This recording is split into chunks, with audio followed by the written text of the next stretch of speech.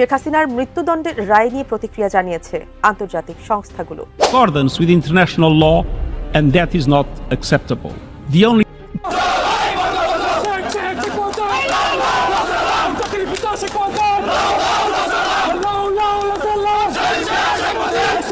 পা চাটার সময় নেই, এখন দেশের পরিস্থিতি খুব খারাপ, আমরা পা চাটার দিন ভুলে গেছি। মোটামুটি এখন উনি কোথায় চলে যাবেন, ইউনুস ভাই কোথায় যাবেন জানে না। উনি কিছু কিছু খায়া নিছেন, যে অটো রিক্সা চালাইছেন, এনে খাইছে। বাংলাদেশের রাজনৈতিক অঙ্গনে এখন সবচেয়ে আলোচিত নাম সাবেক প্রধানমন্ত্রী শেখ হাসিনা। তাকে ঘিরে আন্তর্জাতিক অপরাধ ট্রাইব্যুনালের আইনি প্রক্রিয়া এবং জাতিসংঘের সাম্প্রতিক কিছু বার্তা নিয়ে সামাজিক যোগাযোগ মাধ্যমে চলছে নানা বিশ্লেষণ। শেখ হাসিনা কি সত্যিই ফিরছেন? জাতিসংঘ আসলে কি বলেছে? চলুন জেনে নেওয়া যাক আজকের বিশেষ প্রতিবেদনে। To immediately look into this matter and to report back to me, and I mean like immediately. গত 5ই অগস্টের পর শেখ হাসিনার বিরুদ্ধে আন্তর্জাতিক অপরাধ ট্রাইব্যুনালে একাধিক মানবতা বিরোধী অপরাধের অভিযোগ দায়ের করা হয়েছে। বর্তমানে তার বিরুদ্ধে গ্রেফতারি পরোয়ানা জারি রয়েছে। আইনি প্রক্রিয়ায় কোনো রায় বাতিল হওয়ার বিষয়টি সম্পূর্ণ আদালতের এখতিয়ার। রায় বাতিলযোগ্য, সঙ্গে সঙ্গে এই রায় বাতিলযোগ্য, যেহেতু পলিসি রাষ্ট্র নির্বাহী ব্যাপার এটা।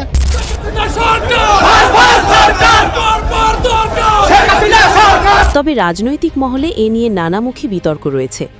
এখনও কোনো চূড়ান্ত রায় ঘোষণা হয়নি, তাই এটি বাতিল হওয়ার খবরটি বর্তমানে একটি গুঞ্জন বা রাজনৈতিক বিশ্লেষণ মাত্র।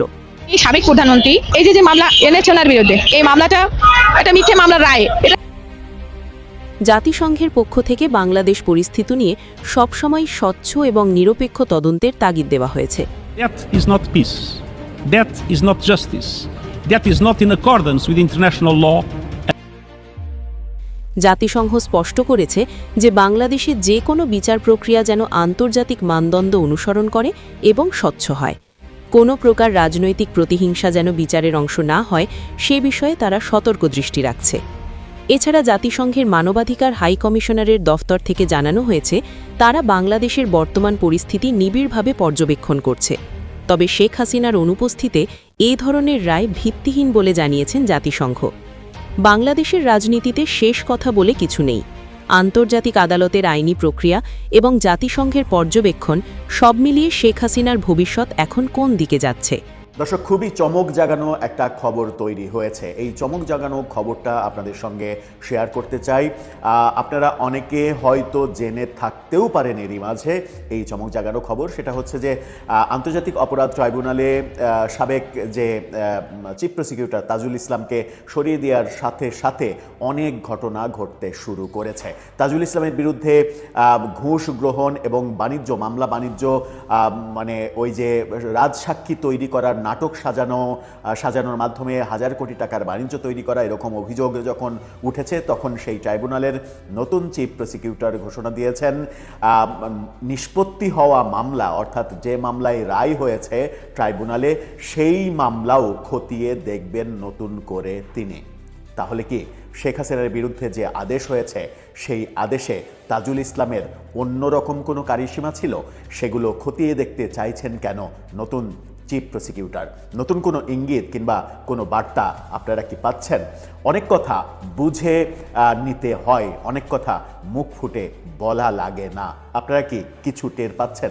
চলুন একটু জেনে দেখি গণমাধ্যমে কি চাঞ্চল্যকর তথ্য দেয়া হচ্ছে এটাকে নিয়ে। দর্শক, বলছিলাম আন্তর্জাতিক অপরাধ ট্রাইব্যুনাল আইসিটিতে যে মামলা চলছে, এখনো অনেক মামলা আছে। সেই মামলার ব্যাপারগুলো, নথিগুলো তো ঘেটে দেখবেনই। এমনকি যে মামলার রায় হয়েছে, অন্তত 2টা বড় রায় তো আমরা দেখেছি। শেখ হাসিনার বিরুদ্ধে আসাদুজ্জামান খান কামালের বিরুদ্ধে মৃত্যুদণ্ড, অন্যান্য পুলিশ কর্মকর্তাদের বিরুদ্ধে মৃত্যুদণ্ড আলাদা মামলায়।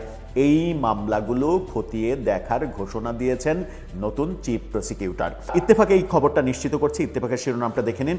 সেখানে বলা হচ্ছে ট্রাইব্যুনালে রায় ঘোষিত মামলাগুলো খতিয়ে দেখব নতুন চিফ প্রসিকিউটর। সেখানে যেটা বলা হচ্ছে সেটা হচ্ছে আন্তর্জাতিক অপরাধ ট্রাইব্যুনালের নতুন নিয়োগ পাওয়া চিফ প্রসিকিউটর মোহাম্মদ আমিনুল ইসলাম জানিয়েছেন তিনি ট্রাইব্যুনালে বিচারাধীন ও ইতিমধ্যে নিষ্পত্তি হওয়া সব মামলাই খতিয়ে দেখবেন। ফরমাল চার্জ থেকে তদন্ত প্রক্রিয়া পর্যন্ত সবকিছু পর্যালোচনা করে জাতির প্রত্যাশা অনুযায়ী বিচার নিশ্চিত করা হবে বলে তিনি জানিয়েছেন। এই যে চিফ প্রসিকিউটর বললেন ইতিমধ্যে 24টি মামলার ফরমাল চার্জ দাখিল করা হয়েছে, 21টি মামলার বিচার চলছে 2টি ট্রাইব্যুনালে। আমি এসব মামলার বিষয়বস্তু দেখিনি, তবে আমি এগুলো সব দেখব, ফরমাল চার্জগুলো ঠিক হয়েছে কিনা, তদন্ত যথাযথভাবে হয়েছে কিনা, এগুলো সব আমি দেখব, জাতির আকাঙ্ক্ষা অনুযায়ী যাতে আমরা বিচারগুলো করতে পারি সে বিষয়ে যথাযথ পদক্ষেপ নেব এবং সেই সিদ্ধান্ত আমি নিয়েছি।